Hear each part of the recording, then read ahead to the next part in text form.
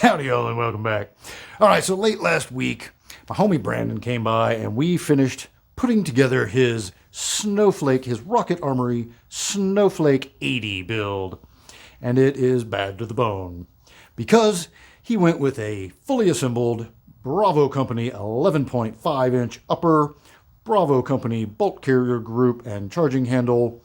He's got a MRO sitting on a Scalarworks mount with his rocket lower that we put a bunch of semi-Gucci parts into, Rise flat face trigger, and he's got the SBA3 style like pistol brace, right? Whole thing came together extremely cool, and it is very lightweight. Like, I was a little jealous because I went and grabbed my Rocket Armory LGO7 build, which is a 12.5 inch barreled pistol. And by comparison, my junk felt like a pig. And as soon as he left, I got online and started trying to figure out why is my junk so much heavier. So, the first thing I thought of was, I've got the Streamlight HLX ProTac Light. Surely that must be much heavier than the Mod Light that he used. And it's about an ounce heavier. Now, I am running a Surefire Warcomp closed tine muzzle device, and he's got like the Bravo Company version of like a little A2.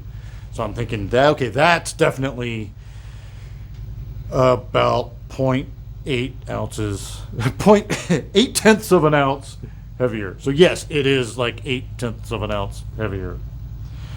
So now we're at like 1.8, right? Now I've got a 12.5 inch Roscoe barrel in mine versus his 11.5 inch Bravo Company barrel. So surely that's where the significant weight difference is.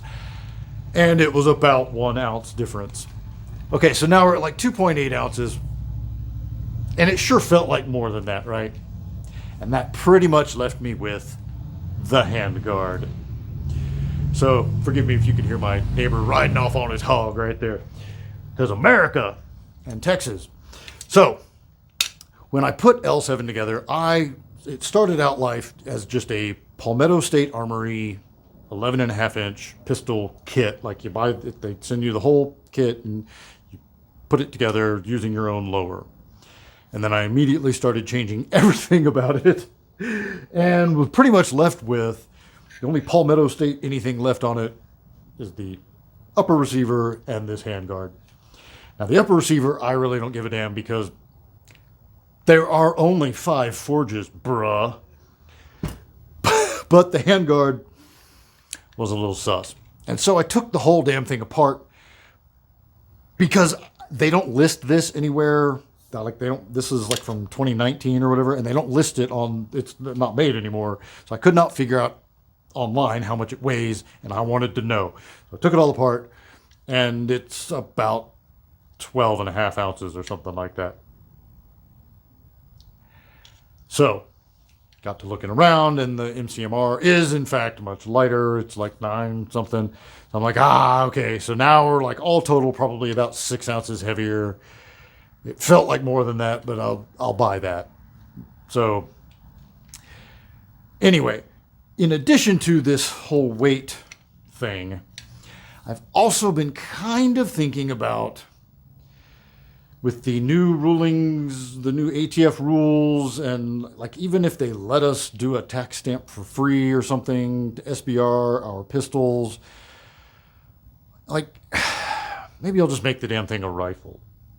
So if I were to do that, I would want to do a mid-length gas system, which wouldn't really fit under this Handguard. It kind of almost like mostly would, but it'd be a little janky. So I was already kind of thinking about, and because I went from the 11.5 inch to the 12.5 inch, and then I had the Surefire Warcomp, like this sucker was already, my total barrel length was already 14.5 inches. So if I do a 14.5 pin weld, taking it to 16, I'm only adding 1.5 inches to what I've already got, right? So enter the Midwest Industries lightweight Handguard. Now this is not the ultra lightweight Handguard. That one uses titanium hardware and comes in under 8 ounces, which is crazy. This one is like 8.8 ounces. But it is extremely light, and it is very, like, noticeably lighter than this guy. So now it is 12.625 inches, and I'm working with a 12.5-inch barrel. So it's barely maybe gonna work. We're a little pushing, and I'm probably gonna get a whole lot of carbon buildup on the end of my handguard. But let's take this over to the table and get a closer look. Okay, so I stripped out one of my M-lock screws here, because that's what I do. So I got the 2 other panels off. I'm stuck with this one, so I just added the same one onto this guy so that we will have a fair comparison. And the Palmetto guy is coming in just shy of 12 ounces. I think I had said 12.5 earlier. I should have said 11.5. And this guy is as advertised at like 8, just shy of 9. So 3 ounces difference. Is 3 ounces worth spending the nearly $200 for this guy just by itself? No, not really at all. However, with the possible making this into a rifle down the road kind of concept, I still feel like it is worth it. So, yeah, you decide. All right, so we've got the upper blocked up, got the barrel in, got our arrow shell applied, and slide on the barrel nut, and torque it down by hand first. And I've got the torque wrench with the appropriate tool that comes with it, all set up, set to 40 foot-pounds. And let's give it a crank. And there we go. Let's give it one more for good measure. All right. That is the manufacturer's spec. I've seen as high as 60 pounds suggested, but this one said 40, so I went 42. All right, so we got the gas block back on, went ahead and torqued down the muzzle device, ended up adding one little shim to get it to clock just right. And here is the way that this handguard works. So you've got this little key guy, and it is going to slip in there and obviously be torqued down by the screws. And what it's doing is it's going in and locking into this groove right there. So that's the way that's going to work. Let's go ahead and see if I can do this with a camera between myself and my things that I'm working on here. All right, so we got boom, ankle bone connected to the shin bone. Shin bone connects to the knee bone. All right, now I'll go ahead and torque that down and throw on the rest of the panels, and go ahead and throw on the light and the handguard stop, and we'll get it all buttoned up, and I'll be right back. All right, we got the light on, we got it all buttoned back up, and it is just barely clearing. In fact, if you look at it from the side, it's not totally clearing. So that is definitely going to cause a lot of blackening of my light, and it's going to get pretty funky down here at the end of the handguard. But it also looks really, really cool. And it is noticeably lighter between the handguard and the regular old A2 birdcage as opposed to the Surefire. Might go back to the Surefire. Might end up doing some kind of other, I don't know, I have a handful of muzzle devices already. Might try something new. But for now, I just kind of want to see just how bad this guy ends up working. Otherwise, I really, really like the way this is all fitting together.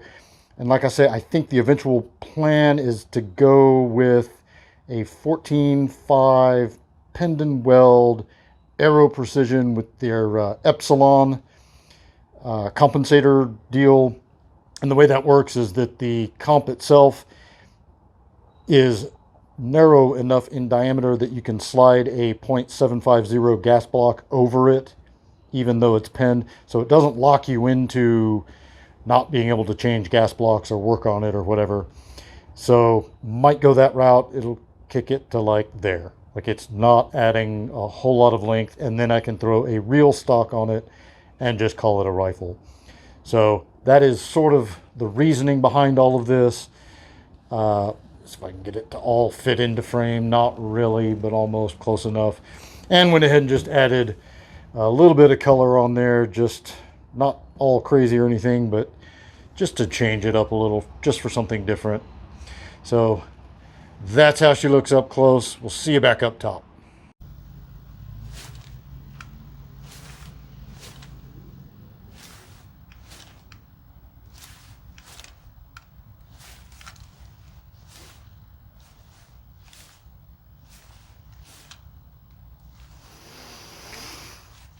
Is it lighter?